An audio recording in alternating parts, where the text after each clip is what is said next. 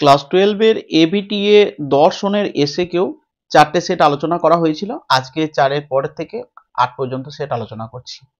দেখো, আরোহ যুক্তির প্রধান বৈশিষ্ট্য কি? 217 পেজটা খোলো, দেখে নাও, শুনে নাও, প্রচুর কাজে লাগবে তোমাদের। আরোহ যুক্তির বৈশিষ্ট্য হচ্ছে যে আরোহ যুক্তির সিদ্ধান্ত সর্বদা একাধিক যুক্তিবাক্য থেকে গৃহীত হয়। তারপরে দেখো, কখন একটি যুক্তিকে বৈধ বলা হয়? যখন একটি যুক্তিবাক্য থেকে সিদ্ধান্তটি অনিবার্যভাবে নিঃসৃত হয় এবং যুক্তি ক্ষেত্রে যুক্তি পদ্ধতির নিয়মগুলি যথাযথভাবে পালন করা হয়, তখন যুক্তিটিকে বৈধ বলা হয়। নেক্সট, বচনের বিরোধানুমান বলতে কি বোঝো? দেখো, যে অমাধ্যম অনুমানে বিরোধিতার সম্পর্কের ভিত্তিতে কোনো একটি বচনের সত্যতা বা মিথ্যাত্ব থেকে অপর একটি বচনের সত্যতা বা মিথ্যাত্ব সম্পর্কে যে অনুমান করা হয় তাকে বলা হয় বিরোধানুমান। তারপর দেখো, কোন বিরোধিতাকে অতিবর্তী ও অনুবর্তী বিরোধিতা বলে? দেখো, অসম বিরোধিতাকে অতিবর্তী অনুবর্তী বিরোধিতা বলে। অসম বিরোধিতাকে অতিবর্তী অনুবর্তী বিরোধিতা বলে। এই জায়গাটা একটু বুঝে নাও ওখানে। দেখো, এইটা হচ্ছে বিরোধিতার বর্গক্ষেত্রের ছক, ঠিক আছে? এবার এটা এইখান থেকে প্রশ্ন একদম 100% গ্যারেন্টি এইখান থেকে প্রশ্ন আসবে।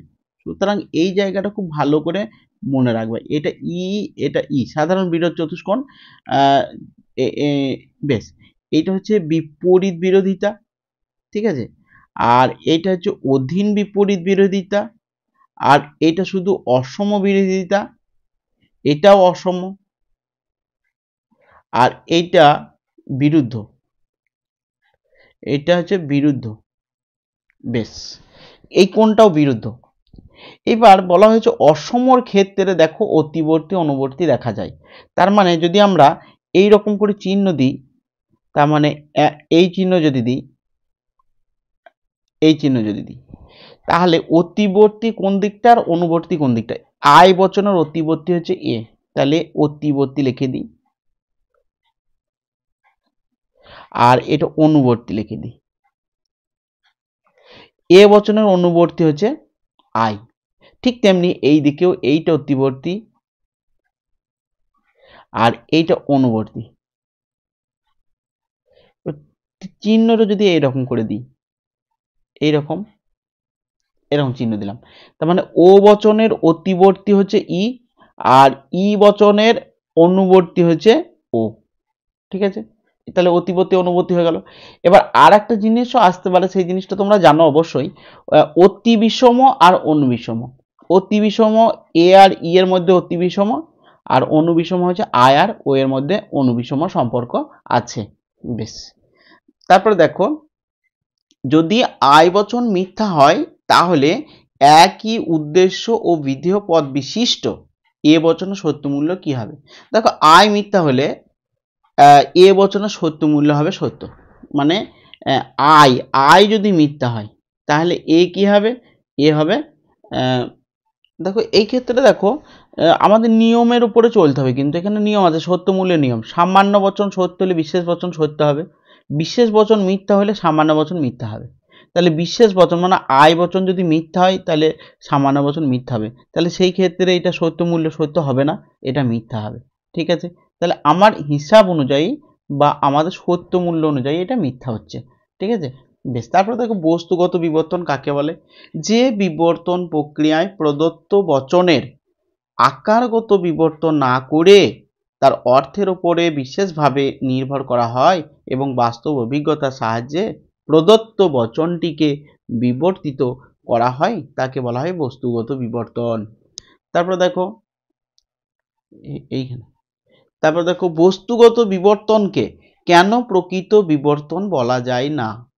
দেখো, বাস্তব জ্ঞান বা বাস্তব অভিজ্ঞতা না থাকলে বস্তুগত বিবর্তন করা সম্ভব নয়। কিন্তু অবরোহ যুক্তির প্রধান লক্ষ্য হলো আকারগত সত্যতা অর্জন করা, বস্তুগত সত্যতা নয়। কাজেই এইরূপ বিবর্তন অবরোহ যুক্তিবিজ্ঞানের অন্তর্ভুক্ত হতে পারে না। এই কারণে বস্তুগত বিবর্তনকে প্রকৃত বিবর্তন বলে গণ্য করা হয় না। তারপর দেখো একটি বৈকল্পিক নিরপেক্ষ ন্যায়ের উদাহরণ দাও। উদাহরণ চাইছে মানে তুমি বৈধ ন্যায়েরই উদাহরণ দেবে। যদি রাম আসবে অথবা শ্যাম আসবে, শ্যাম আসবে না অতএব রাম আসবে, তার মানে কি একটা বিকল্পকে অস্বীকার করে পরে স্বীকার করলে পরে বৈধ হয়, এটা ডিএস হয়। হ্যাঁ, ডিএস হবে এই ধরনের বৈধ হলে। বেশ, তারপরে দেখো যে বৈকল্পিক বচনের দুটি বিকল্প একসঙ্গে সত্য হতে পারে তাকে কি বলে? তাহলে একসঙ্গে যদি সত্য হয় তাহলে তাকে বলা হবে বিসংবাদী অর্থে অথবা। দেখো কি বলা হলো উত্তরটা, যে বৈকল্পিক বচনের দুটি বিকল্প একসঙ্গে সত্য হতে পারে তাকে বলা হয় অবিসংবাদী অর্থে অথবা। দেখো দুটো কথা, একটা হচ্ছে একটা হচ্ছে অবিসংবাদী, একটা হচ্ছে বিসংবাদী। এই জিনিস দুটোই বলে দিই তোমাদের। হ্যাঁ, তোমরা জানো, তবু একবার শুনে নাও, শুনে নিলেও তো উপকার পাবে। দেখো বিসংবাদী মানে মানে দুটোই অথবার ক্ষেত্রে ব্যবহার হয়। যেমন বিসংবাদীর একটা উদাহরণ দিচ্ছি, রাম দিল্লিতে আছে, রাম দিল্লিতে আছে, অথবা লাভপুরে আছে। আমাদের এখানে লাভপুরে, রাম দিল্লিতে অথবা লাভপুরে। আর এখানে বললাম সে সে সে সে সুন্দর অথবা মোটা, দুটো কথা বললাম। তাহলে দেখো এইটা হচ্ছে অবিসংবাদীর উদাহরণ আর এইটা হচ্ছে বিসংবাদী উদাহরণ। মানে সে সুন্দর অথবা মোটা, আবার রাম দিল্লিতে অথবা লাভপুরে, এটা হচ্ছে বিসংবাদীর উদাহরণ। তাহলে তুমি কি করে বুঝবে স্যার কি করে হলো এইগুলো? তাহলে বলে দিচ্ছি, দেখো একটু একটু শোনো কথাটা। রাম দিল্লিতে অথবা লাভপুরে, রাম তো একটা ব্যক্তি, সে দিল্লিতে থাকলে লাভপুরে থাকতে পারবে না, বা লাভপুরে থাকলে দিল্লিতে থাকতে পারবে না। তাহলে এই রকম হলে পরে মানে দুটোই যখন একসঙ্গে সত্য হতে পারবে না তখন তাকে বলা হয় বিসংবাদী, আর দুটোই যখন একসঙ্গে সত্য হতেও পারে তখন তাকে বলা হবে অবিসংবাদী। যেমন দেখো, সে সুন্দর অথবা মোটা, মানে কোনো ব্যক্তি সুন্দর আবার মোটা একসঙ্গে হতেও পারে, তার জন্য এইটা অবিসংবাদী অর্থে অথবা। তাহলে এই অথবাটার নাম হচ্ছে অবিসংবাদী আর এই অথবার নাম হচ্ছে বিসংবাদী। মানে এই দুটো একসঙ্গে হতে পারবে না আর এই দুটো কিন্তু একসঙ্গে হতে পারবে। একসঙ্গে হতে পারলে অবিসংবাদী আর একসঙ্গে সত্য না হলে বিসংবাদী, এই কথাটা মনে রাখতে হবে। বেশ, তারপরে দেখো এ বচনের সরল আবর্তনের একটি উদাহরণ দাও। এ বচনের সরল আবর্তন সম্ভব নয় যদিও, কিন্তু তিনটি ক্ষেত্রে সম্ভব। তা সেই তিনটি ক্ষেত্রের মধ্যে এখানে একটা দেওয়া হয়েছে, এ সকল তীর্থযাত্রী হয় ধার্মিক ব্যক্তি আবর্তনীয়, অতএব সকল ধার্মিক ব্যক্তি হয় তীর্থযাত্রী আবর্তিত। বা এইগুলো এইটা না লিখে এরকমও করতে পারো যে সকল পুষ্প হয় ফুল, সকল ফুল হয় পুষ্প। বা পৃথিবীর সর্বোচ্চ পর্বতশৃঙ্গ হয় এভারেস্ট, পৃথিবীর সর্বোচ্চ পর্বতশৃঙ্গ হয় এভারেস্ট, আর এভারেস্ট হয় পৃথিবীর সর্বোচ্চ পর্বতশৃঙ্গ। এ দিয়ে সকল মানুষ হয় বুদ্ধিমান, সকল বুদ্ধিমান জীব হয় মানুষ, এইরকম এই তিনটে উদাহরণ দিতে পারো। এটা এটা দেওয়ার দরকার নেই, ঠিক আছে, ওই তিনটের মধ্যে একটা করবে। তারপরে দেখো কোনো পাখি চতুষ্পদ নয়, বচনটি বুলীয় ভাষ্য কি?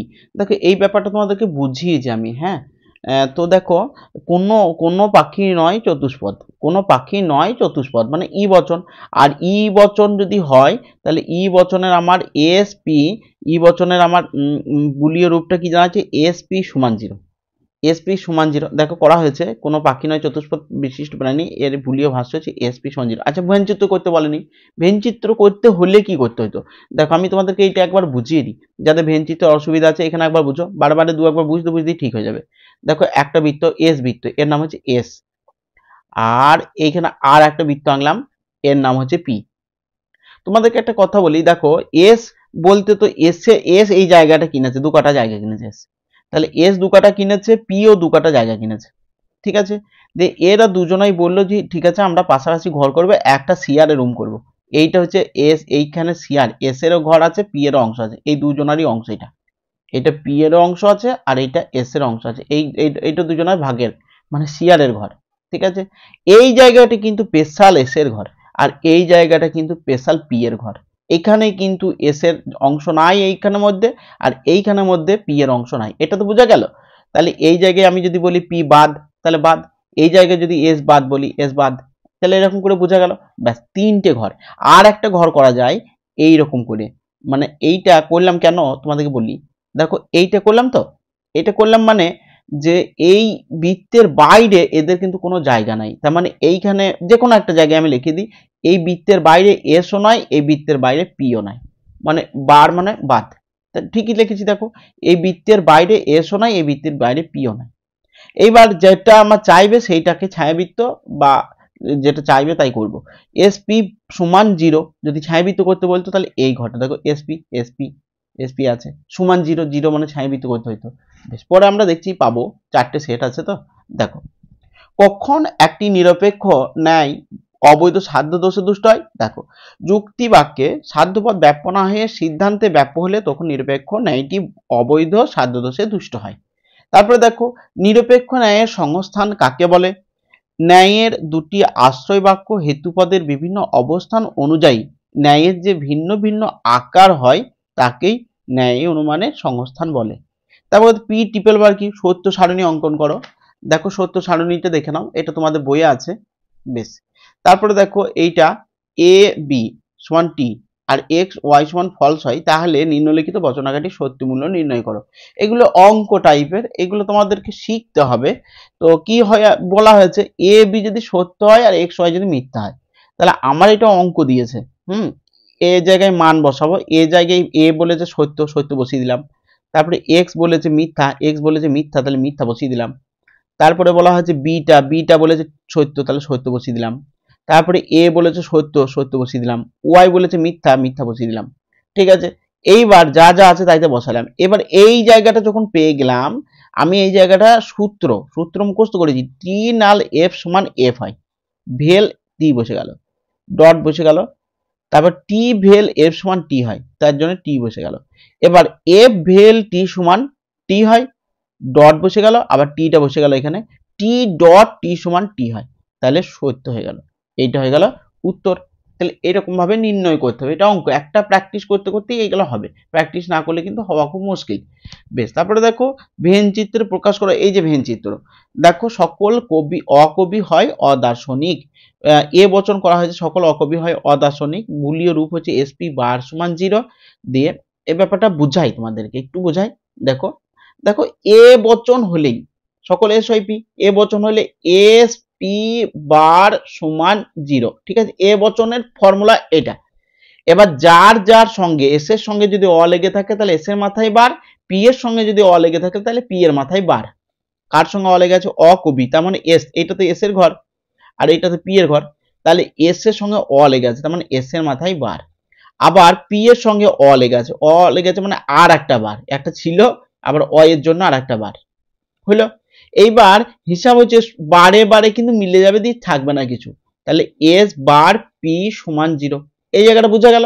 তাহলে এইটা দাঁড়াচ্ছে এস বার পি সমান 0, S bar P is equal to 0। এবার এই ঘরের ব্যাপারটা আমি একবার নিজে করে দিচ্ছি তোমাদেরকে। দেখো দেখো আমরা একটা এস এর ঘর আনলাম, একটু আগে হয়েছে, আর একটা পি এর ঘর আনলাম, ঠিক আছে, এইটা এস আছে, পি নাই, কিন্তু এই ঘরে দুজনারই অংশ আছে, আর এই ঘরে এস নাই পি আছে কিন্তু, বোঝা গেল। আর বাইরের একটা যদি ছক করে নাও তো করিয়ে নাও। বেশ, বাইরে কিন্তু এসও নাই পিও নাই, এদের অংশ নাই। তাহলে দেখো আমার বলেছি এস নাই পি আছে, কোন ঘরটা এস নাই পি আছে, এই ঘরটা এস নাই পি আছে, সেই ঘরটা কি হবে, সমান শূন্য হবে, মানে ফাঁকা, মানে ছায়াবৃত্ত। তাহলে এই ঘরটা আমার ছায়াবৃত্ত হবে, দেখো এখানে ছায়াবৃত্ত করা হয়েছে। ঠিক আছে, এইরকম ভাবে আমাদেরকে করতে হবে, বুঝলে। বেশ, তারপরে দেখো একটি সংযোগী বচন কখন সত্য হয়। দেখো দুটি সংযোগী যখন সত্য হয় তখন একটি সংযোগী বচন সত্য হবে, মানে এই ছকগুলো যে 5টা ছক আছে আমি করে দিয়েছিলাম বড় ভিডিওতে, তোমাদের দরকার হলে একবার দেখে নিতে পারো। তো সেখান থেকে দেখিয়ে আমরা বুঝতে পারবো সংযোগী বচন কখন সত্য হয়। বেশ, তারপরে দেখো সত্যাপেক্ষ বচনের সত্যমূল্য কত প্রকার, সেগুলি কি কি। সত্যাপেক্ষ বচনের সত্যমূল্য হচ্ছে 5 প্রকার, প্রাকল্পিক, বৈকল্পিক, সংযোগিক, দ্বিপ্রাকল্পিক আর প্রাতিকল্পিক বা নিষেধক। ঠিক আছে, প্রাতিকল্পিক আর বৈকল্পিক একই, নিষেধক, মোট 5 প্রকার। ঠিক আছে, এরপরে দেখো প্রকৃতির একরূপতা নীতি কাকে বলে। প্রকৃতি সম অবস্থায় সম আচরণ করে, একে প্রকৃতির একরূপতা নীতি বলে। একটি আবশ্যিক শর্তের উদাহরণ দাও। ভিজে কাঠে, আবশ্যিক পর্যাপ্ত শর্ত, ভিজে কাঠে অগ্নি সংযোগে ধোঁয়া উৎপন্ন হওয়া হচ্ছে আবশ্যিক পর্যাপ্ত শর্তের উদাহরণ। বহু কারণবাদের মূল ত্রুটি কি। বহু কারণবাদের মূল ত্রুটি হলো একটি কাজের একাধিক কারণ থাকা।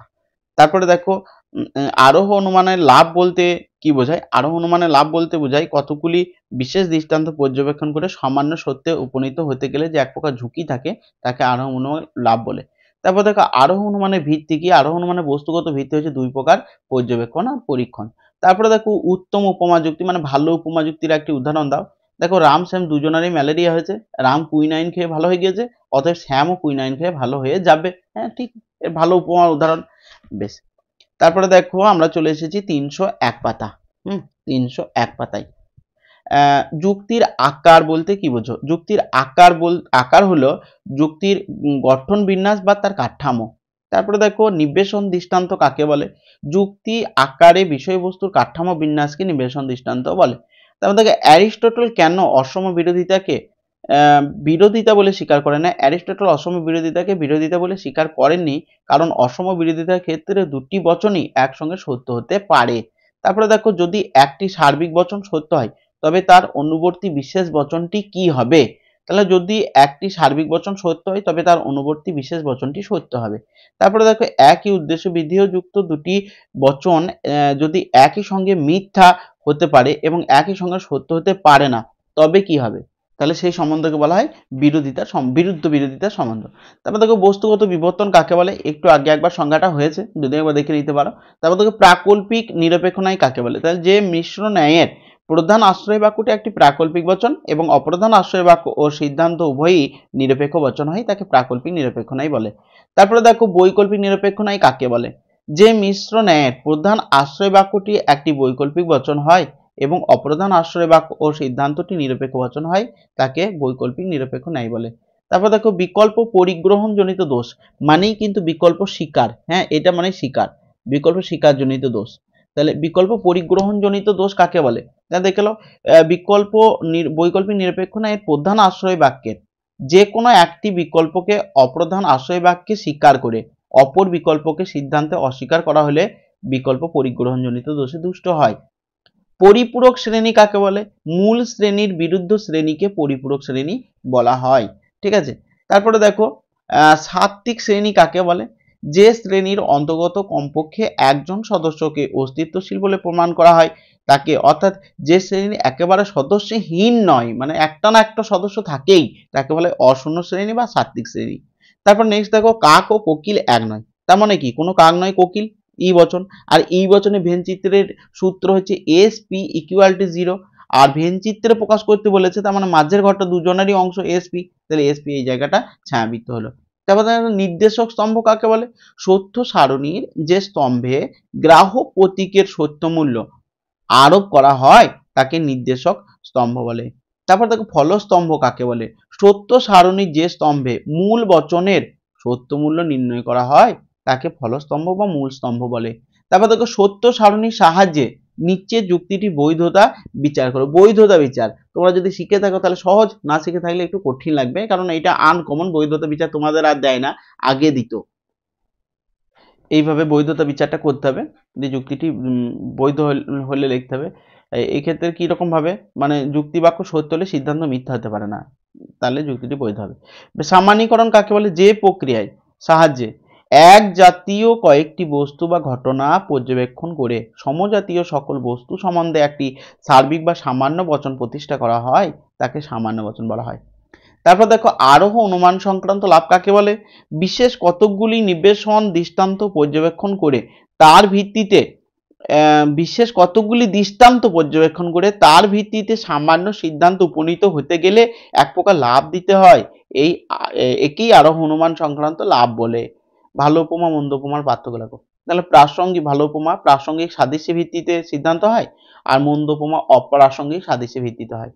বৈজ্ঞানিক আরোহ অনুমান কাকে বলে? দেখো প্রকৃতির একরূপতা ও কার্যকারণ নিয়মের উপরে নির্ভর করে যে আরোহ অনুমান গঠন করা হয় তাকে বৈজ্ঞানিক আরোহ অনুমান বলে। অবৈজ্ঞানিক আরোহ অনুমান কাকে বলে? দেখো প্রকৃতির একরূপতা কার্যকারণ নিয়মের উপর নির্ভর না করে অবাধ অভিজ্ঞতার দ্বারা যে আরোহ অনুমান গঠন করা হয় তাকেই বলা হয় অবৈজ্ঞানিক আরোহ অনুমান। মিল কিভাবে কারণের লক্ষণ দিয়েছেন? মিল বলেছেন যদি একটা ঘটনা সত্যান্তরহীনভাবে এবং অপরিবর্তনীয়ভাবে অগ্রবর্তী কোনো ঘটনা বা ঘটনার সংমিশ্রণকে অনুসরণ করে তবে অগ্রবর্তী ঘটনাকে কারণ এবং অনুবর্তী ঘটনাকে কার্য বলা হবে। বহু কারণ সমন্বয় কাকে বলে? দেখো আগের দিনও হয়েছে এটা, যখন অনেকগুলি কারণ একসঙ্গে যুক্ত হয়ে একটি কার্য উৎপন্ন করে তাকে বহু কারণ সমন্বয় বলে। এই জিনিসটা বুঝিয়ে দিই। দেখো বহু কারণ সমন্বয় মানে অনেকগুলো কারণ একসঙ্গে যুক্ত হয়ে একটা কার্য উৎপন্ন করছে।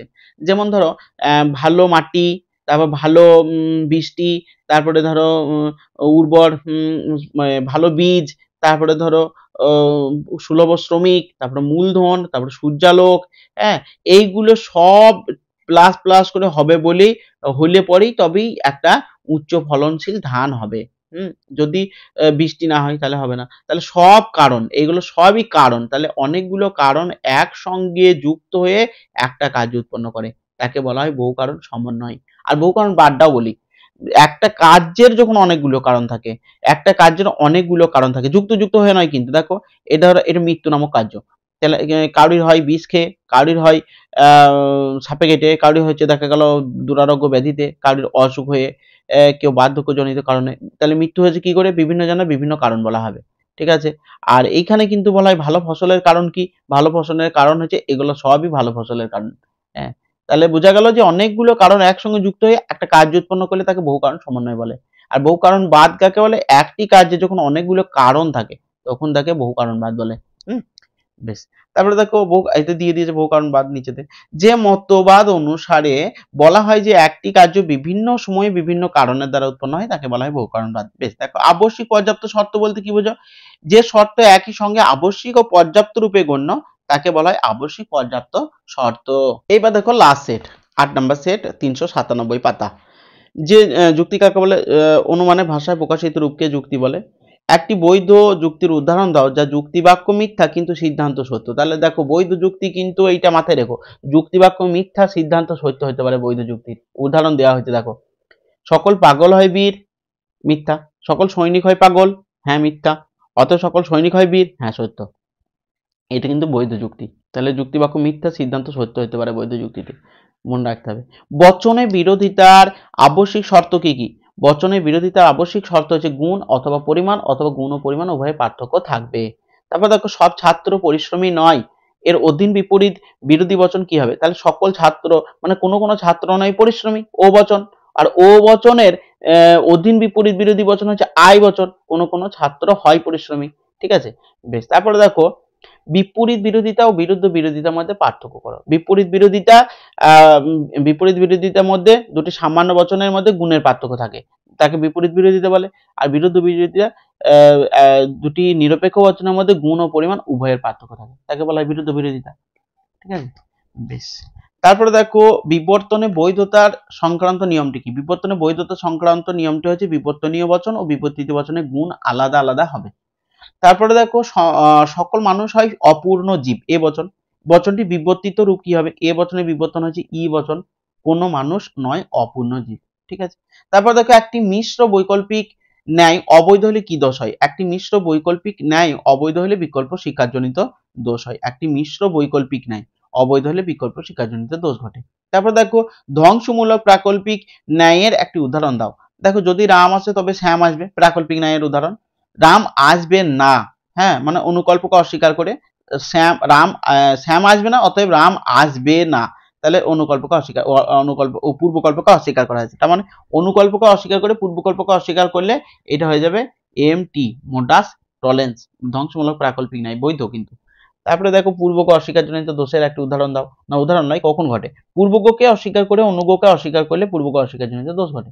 তারপরে দেখো অস্তিত্বমূলক তাৎপর্য কাকে বলে? কোন বচন উচ্চারিত হওয়া মাত্র বচনটির উদ্দেশ্য পদটির বাস্তব অস্তিত্ব আছে যদি এমন বোঝায়, তাহলে বচনের এই বাস্তব অস্তিত্বকে বোঝানোর ক্ষমতা কি বলা হয়? অস্তিত্বমূলক তাৎপর্য। তারপরে দেখো ভেনচিত্রে দুটি পরম্পরা ছেদ পরস্পর ছেদি বৃত্ত কয়টি শ্রেণীকে নির্দেশ করে? দেখো ভেনচিত্রের দুটি পরস্পর ছেদি বৃত্ত, তাহলে একটা বৃত্ত আর একটা বৃত্ত, দুটো বৃত্ত। তাহলে এই একটা অংশ, দুটো অংশ, তিনটে অংশকে নির্দেশ করে। আর একটা বলেছি এদের জায়গা নাই যেখানে, এই অংশটাকে নির্দেশ করে, তাহলে 4 নম্বর অংশ। তাহলে 4টি অংশকে নির্দেশ করে, ঠিক আছে। বেশ, তারপরে দেখো ভেন চিত্রে প্রকাশ করো। কোন মানুষ হয় অসৎ, কোন মানুষ হয় অসৎ। এটা হচ্ছে আমাদের ভেন চিত্র হচ্ছে কোন আই বচনের SP not equal to 0, SP not equal to 0। এবার কোন মানুষ হয় অসৎ মানে সত্যের বিরুদ্ধে অসৎ, সেহেতু এটা কি হবে? এস পি, এটা কিন্তু আমরা এরকমই করব, কারণ এখানে হাইফেন যদি থাকতো তাহলে আমরা বিরুদ্ধ পদ হিসেবে ধরে নিতাম। হাইফেন যখন দেয়া নাই তখন বিরুদ্ধ পদ হিসেবে ধরবো না, এটা মূল পদই ধরবো। তাহলে এসপি নট ইকুয়াল টু 0, তাহলে মাঝের ঘরটা ক্রস চিহ্নই হবে। তারপরে দেখো কখন একটি দ্বিপ্রাকল্পিক বচন মিথ্যা হয়, তাহলে যে কোনো একটি অঙ্গ বচন মিথ্যা হলে দ্বিপ্রাকল্পিক বচন মিথ্যা হয়। নিবেশন দৃষ্টান্ত কাকে বলে? যুক্তির আকারে বিষয়বস্তুর কাঠামো বিন্যাসকে নিবেশন দৃষ্টান্ত বলে। পি নাল নট পি বচনাকারটি কখন মিথ্যা হয়? পি সত্য হলে, পি নাল নট পি বচনাকারটি মিথ্যা হয়। বেশ, তারপরে দেখো আরোহ অনুমানের বস্তুগত ভিত্তি কি? আরোহ অনুমানের বস্তুগত ভিত্তি হলো পর্যবেক্ষণ আর পরীক্ষণ। আরোহ সংক্রান্ত লাভ কি? একটু আগেই হলো। আর অবৈজ্ঞানিক আরোহ অনুমানকে কি মূল্যহীন বলা যায়? না, মূল্যহীন বলা যায় না, কারণ আমাদের প্রাত্যহিক জীবনে এই জাতীয় অনুমানের যথেষ্ট গুরুত্ব আছে। প্রাকৃতিক একরূপতা নীতি কাকে বলে? এটা দুবার তিনবার হয়েছে। প্রকৃতি সম অবস্থায় সম আচরণ করে। কারণ ও শর্তের মধ্যে পার্থক্য লেখো। দেখো, কারণ হলো ঘটনার সংগঠন যা কার্যকে ঘটায়, অপরদিকে শর্ত হলো কারণের এক অপরিহার্য অংশ। তারপর দেখো বহু কারণবাদ বলতে কি বোঝায়? এক্ষুনি হলো। বহু কারণ সমন্বয় বলতে কি বোঝায়? এটাও হলো, আমি বুঝিয়ে দিলাম এটা তোমাদেরকে। হ্যাঁ, তোমাদের এর সঙ্গে আলোচনা করলাম। তারপরে দেখো যদি এ ঘটে তবে বি নামক ঘটনাটি ঘটে। এখানে এ বি এর কিরূপ শর্ত? পর্যাপ্ত শর্ত। ঠিক আছে। বেশ, দেখো 205 নম্বর পাতাটা বাদ গিয়েছিল। এসি 205 নম্বর পাতাটা বাদ গিয়েছিল, সেটা এখন আরেকবার আলোচনা করছি, তাহলেই শেষ হয়ে যাবে। যুক্তির আকার বলতে কি বোঝায়? যুক্তির আকার হলো যুক্তির গঠন, বিন্যাস বা তার কাঠামো। সত্যতা আর বৈধতার মধ্যে পার্থক্য কি? সত্যতা কথাটি কেবলমাত্র বচনের ক্ষেত্রে প্রযোজ্য, আর বৈধতা কথাটি যুক্তি ও যুক্তির আকারের ক্ষেত্রে প্রযোজ্য। বচনের বিরোধিতা কাকে বলে? একই উদ্দেশ্য বিধিবিশিষ্ট দুটি বচনের মধ্যে গুণের অথবা পরিমাণের অথবা গুণ ও পরিমাণ উভয়ের পার্থক্য থাকলে তাকে বলা হয় বিরোধিতা। বেশ, তারপরে দেখো বিরুদ্ধ বিরোধিতার মূল শর্ত কি? বিরুদ্ধ বিরোধিতার মূল শর্ত হচ্ছে উদ্দেশ্য বিধি একই হবে আর গুণ ও পরিমাণ উভয়ের পার্থক্য থাকবে। তারপর দেখো সকল মানুষ হয় ভাববাদী, এই বচনটি বিরুদ্ধ বচন কি হবে? ধরো সকল মানুষ হয় ভাববাদী, এটা এ বচন, আর এ বচনের বিরুদ্ধ বচন হচ্ছে ও বচন হবে। বেশ, তারপর দেখো এ বচনের একটি সরল আবর্তনের দৃষ্টান্ত দাও। এ বচনের সরল আবর্তনের দৃষ্টান্ত হচ্ছে কলকাতা হয় পশ্চিমবঙ্গের রাজধানী, আর অতএব পশ্চিমবঙ্গের রাজধানী হয় কলকাতা। ঠিক আছে, সুন্দর উদাহরণ। তবে বিবর্তন কাকে বলে? যে অবরোহমূলক অমাধ্যম অনুমানে প্রদত্ত বচনটির গুণের পরিবর্তন করে এবং সেই বচনটির বিধেয়কে বিরুদ্ধ পদ হিসাবে গ্রহণ করে যে নতুন একটি বচন প্রতিষ্ঠা করা হয় তাকে বলা হয় বিবর্তন। তারপরে দেখো এ বচন ও বচনের বিবর্তনের আবর্তিত বচনটি কি হবে? ও বচনের বিবর্তনে আবর্তিত বচনটি হবে আয় বচন, মানে ও বচনের বিবর্তন হবে আয় বচন। ঠিক আছে, ও বচনের বিবর্তন হবে আয় বচন, আর আয় বচনের আবর্তন হবে আয় বচন, তাহলে আয় বচন উত্তর। ঠিক আছে, তারপরে দেখো ভেন চিত্রে প্রকাশ করো ভূত নেই, তার মানে কি? কোনো ভূত নয় অস্তিত্ববান, তার মানে এসপি বার সমান 0, এইরকম করে প্রকাশ করা হবে, তাও হবে। আর এটাকে অন্যভাবেও করা যায়, একটা ভেন চিত্র দিয়েও করা যেতে পারে। বেশ, তারপরে দেখো বুলিয়ান বিরোধ চতুষ্কোণটি দেখাও। তোমরা এটা আগেই দেখে নিয়েছো, এইটা বুলিয়ান চতুষ্কোণ। তারপরে দেখো অস্তিত্বমূলক দোষ কাকে বলে? যদি কোনো যুক্তিতে অস্তিত্বমূলক তাৎপর্য নেই, অর্থাৎ এ আর ই এমন কোনো হেতুবাক্য থেকে অস্তিত্বমূলক তাৎপর্য আছে, অর্থাৎ আই আর ও এমন কোনো সিদ্ধান্তকে নিশ্চিত করা হয়, তাহলে যুক্তিতে যে দোষ ঘটে তাকে অস্তিত্বমূলক দোষ বলে। অনুঘোষ শিক্ষাজনিত দোষের একটি উদাহরণ, যদি বৃষ্টি হয় তবে বন্যা হবে, বন্যা হয়েছে অথবা বৃষ্টি হবে একটি উদাহরণ। তারপর গঠনমূলক প্রাকল্পিক নিরপেক্ষ ন্যায়ের একটি দৃষ্টান্ত দাও। যদি রাম আসে তবে শ্যাম আসবে, রাম এসছে অতএব শ্যাম আসবে। তারপর দেখো শত সত্য বচন কাকে বলে? যে বচন আকারে সত্য ছাড়া মিথ্যা নিবেশন দৃষ্টান্ত হতে পারে না তাকে শত সত্য বচন আকার বলে। তারপর দেখো নিবেশন দৃষ্টান্তের কাকে বলে? যুক্তির আকারে বিষয়বস্তুর কাঠামো বিন্যাসকে নিবেশন দৃষ্টান্ত বলে। তারপর দেখো একটি দ্বিপ্রাকল্পিক বচন কখন মিথ্যা হয়? দুটি অঙ্গবচন যদি অসমান হয় তাহলে দ্বিপ্রাকল্পিক বচন মিথ্যা হয়। তারপর উপমা যুক্তির ভিত্তি কি? উপমা যুক্তির ভিত্তি হলো দুই বা ততোধিক বিষয়ের সাদৃশ্য। ভালো উপমা যুক্তির একটি উদাহরণ দাও। এটা বারবার হয়েছে, রাম শ্যাম দুজনেরই ম্যালেরিয়া হয়েছে, রাম কুইনাইন খেয়ে ভালো হয়েছে অতএব শ্যামও কুইনাইন খেয়ে ভালো হবে। আরোহ অনুমান সংক্রান্ত লাভ কাকে বলে? এক্ষুনি হলো। অবৈজ্ঞানিক আরোহ অনুমানকে কি মূল্যহীন বলা যায়? এর আগের পৃষ্ঠায় হয়েছে। কারণ ও শর্তের মধ্যে মূল পার্থক্য কি? এটাও হয়েছে, যদি একবার করে দেখে নিতে পারো, আমি কিন্তু বলে দিয়েছি। তারপরে দেখো কারণের সদর্থক শর্ত বলতে কি বোঝায়? যে শর্তগুলি উপস্থিত থেকে কারণকে ঘটায় তাকে সদর্থক শর্ত বলে। তারপর দেখো কারণের গুণগত লক্ষণ কি? কারণ হলো কাজের অপরিবর্তনীয় সত্যান্তরীণ অব্যবহিত অগ্রবর্তী ঘটনা। মিল কিভাবে কারণের সংজ্ঞা দিয়েছেন, যদি একটি ঘটনা, এটাও আগে একবার হয়েছে। বহু কারণবাদের অসুবিধা কি? বহু কারণের অসুবিধা হচ্ছে কারণের সামান্যীকরণ। ঠিক আছে, তাহলে 16টা আমার কিন্তু হয়ে গেল। এই ছিল তোমাদের ABTA টেস্ট পেপারের অল এসএকিউ সমাধান। ভিডিওটি কেমন লাগলো অবশ্যই কমেন্টে জানাবে। ভালো লাগলে একটি লাইক করবে এবং নতুন হয়ে থাকলে চ্যানেলটিকে সাবস্ক্রাইব করবে। আর তোমরা বলেছিলে যে লাইভে আসতে, তো লাইভে এসে আমি অ্যাকচুয়ালি কি করব সেটা তোমরা কমেন্টে জানালে পরে আমার সেটা প্রস্তুতি নিয়ে লাইভে আসলে ভালো হবে। ঠিক আছে, ভালো থাকো, অবশ্যই যেন জানিও। ধন্যবাদ।